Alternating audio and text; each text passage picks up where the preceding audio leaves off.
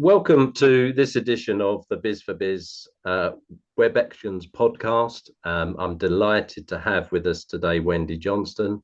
The topic today is productivity strategies for busy entrepreneurs.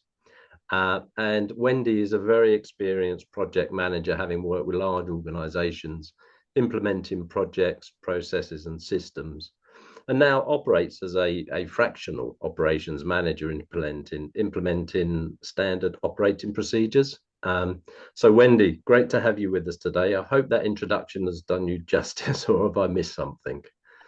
Lovely to be here. You got that very well done, Ian. So thank you so much. Pleasure to be here. Looking forward to having a chat.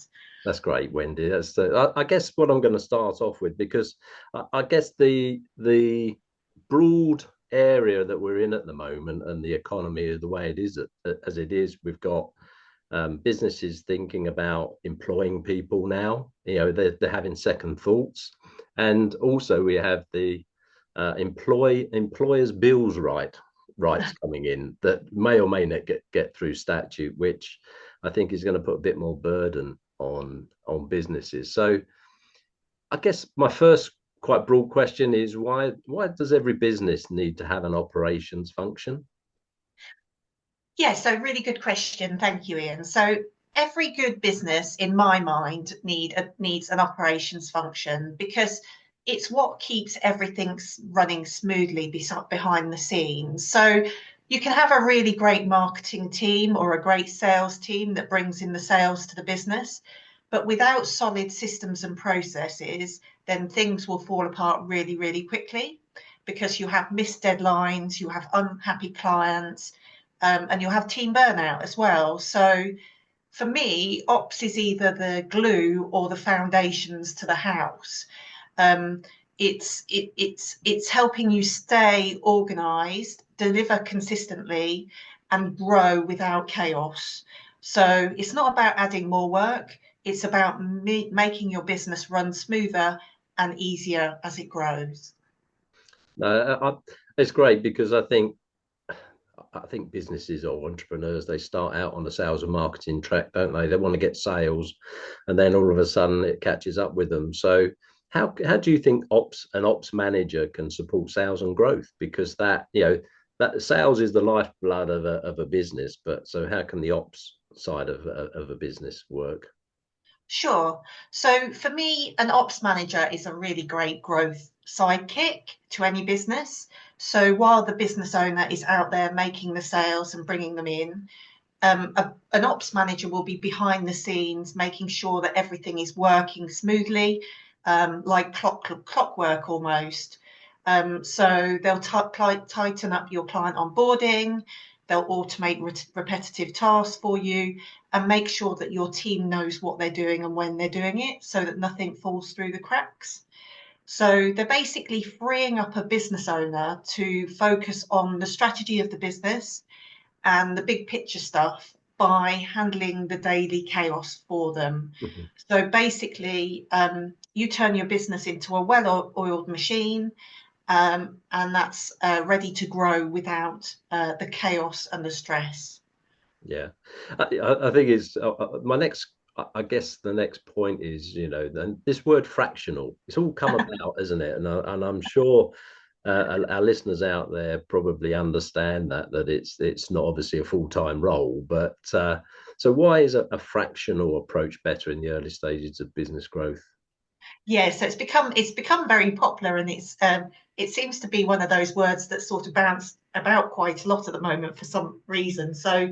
So for me, a fractional ops manager gives a business owner the high level support without the full-time cost. So early on, you don't need a full-time ops manager to help you with your business, but you do need systems, structure, and strategy to help you scale. So they step in, they help you streamline your operations, fix bottlenecks, and free you up to focus on growth. Because what we want is the business owners out there growing the business. We don't want them locking into, a full-term commitment of a full-time employee that's costing a lot of money. And it's a really great, smart way for businesses to be able to grow their business organically. Mm. Yeah, I think I guess that I keep saying I guess I'll try and stop saying that, to be honest. But productivity is really key in this whole country, I think, and in many countries. So why do you think that's a common challenge for businesses? I generally find, and I can say this from personal experience as well, because I'm a business owner myself, it's because they're trying to juggle too much in one go.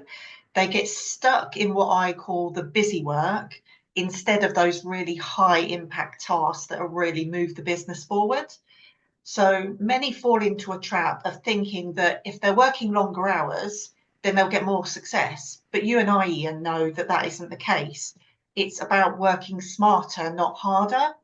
So without systems, delegation, and boundaries, it's easy to waste time on low value tasks instead of actually growing the business. I'm going to say because probably you and I in our past lives have worked in organizations where the task fits the time, doesn't it? So Yes, if you create too much time, the task will take that amount of time, and absolutely.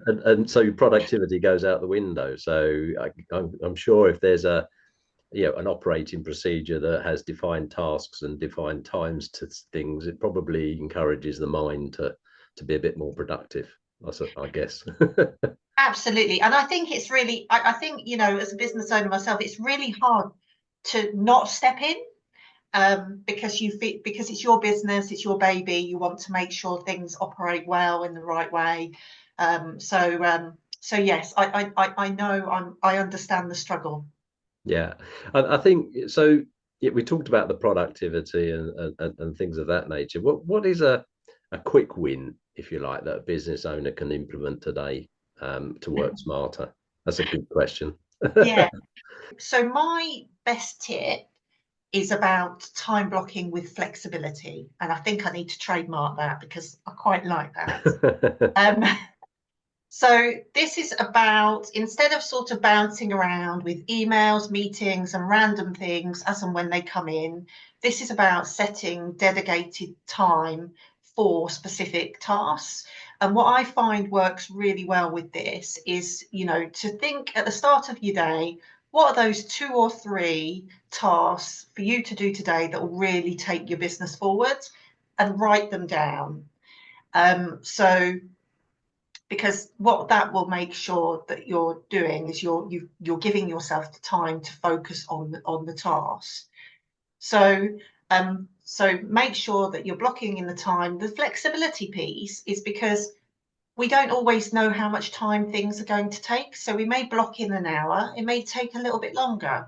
So flexibility is about having gaps within those time blocks so that if things do run over, then you do have the flexibility within your schedule to pick up things because we all have to pick up things that we not necessarily thinking that we're going to have to do at the start of the day. So that's my tip, and that's what I do, and it helps me keep on track.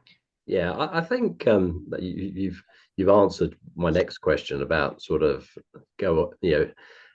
how do business owners let go of tasks? Because one of the things is we'll talk about delegation. Delegation and control is a strength in a business to do that. So how do they shift their mindset? I don't know if you've answered that a little bit in terms of the task side of things. Sure. Yeah, and I think it's really difficult, and I have this conversation a lot. Especially when people initially engage with me because they're worried about what they're going to actually give you to do, and that's Mm, whether or that's on the ops side or the VA agency side of my business. Um, and business owners hold on to tasks because they think it's going to be quicker for them to do it themselves. They don't see the value in actually developing someone and training someone mm. that actually in the longer term will be better. Um, so that mindset keeps them stuck. So what I do is I help them shift that mindset by showing them the real cost. So if a task is less than their hourly rate, they shouldn't be doing it. Mm. And that's the biggest light bulb moment that I tend to have with business owners. I say, what's your hourly rate? Okay, so why are you not paying someone to do that for you? Because A, it'll be quicker, B, it'll be slicker, and B, you won't have to do it. So and another little tip that just works well, because I know this can be difficult for some business owners, is to start with one repeatable task, and once they start to see the freedom that it brings, then start to build it up, because things do Yeah. get easier and you do see the benefit.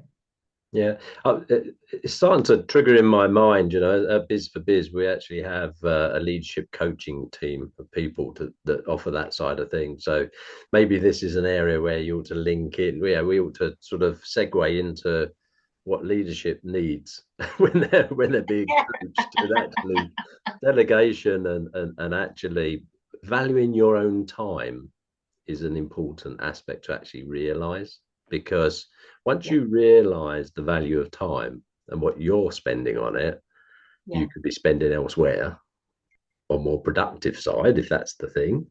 Yes. And then it's just understanding that.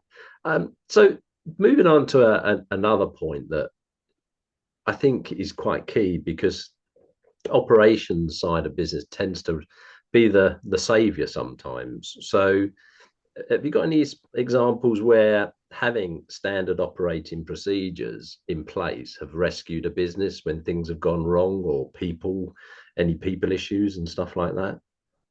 Yeah, and it happens far too frequently in my mind as well, Ian. So for me, standard operating procedures are lifesavers for any business, because typically what I tend to see happening is business owners come to me because someone has left the business unexpectedly, and they don't have those standard operating procedures in place. So everything that that in terms of how tasks are done, the knowledge, the expertise, all walks out the door, and it leaves the business owner with nothing. So I work with a business where their VA quit unexpectedly. They weren't expecting them to quit.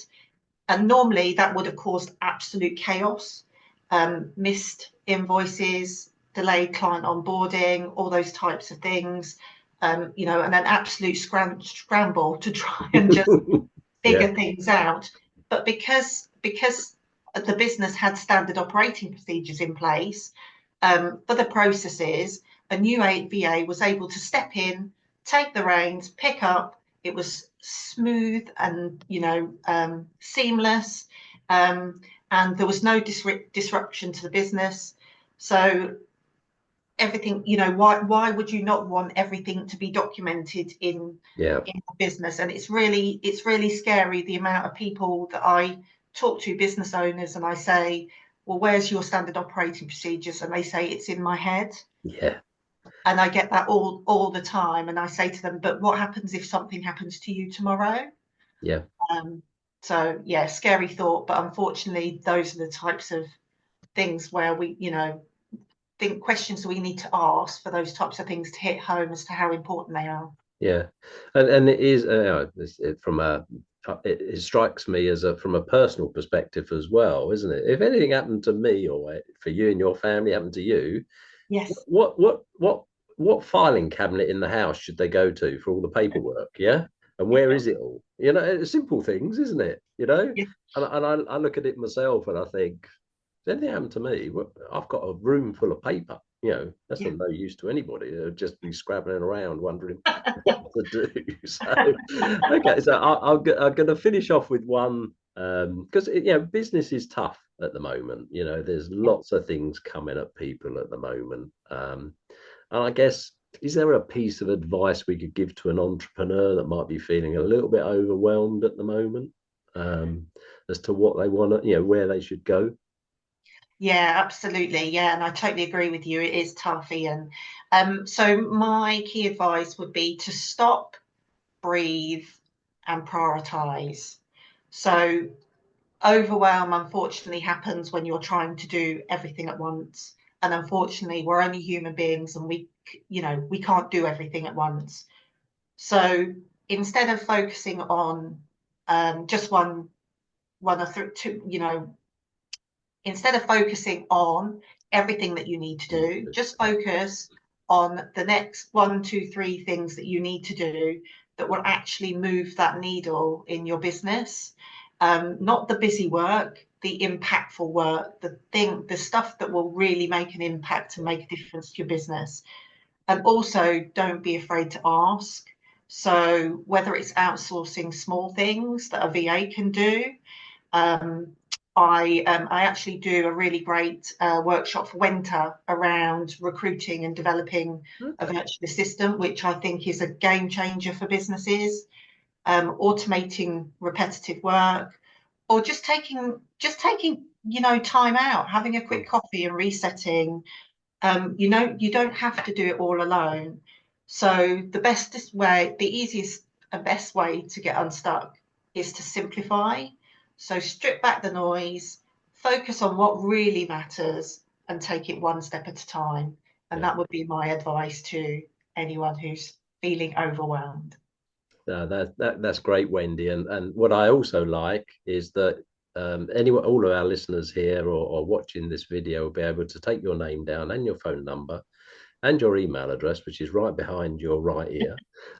So Thank you. I'll give them a moment to do that. And obviously, you have your Wendy Johnson Limited website as well, where they could Yes. go and visit.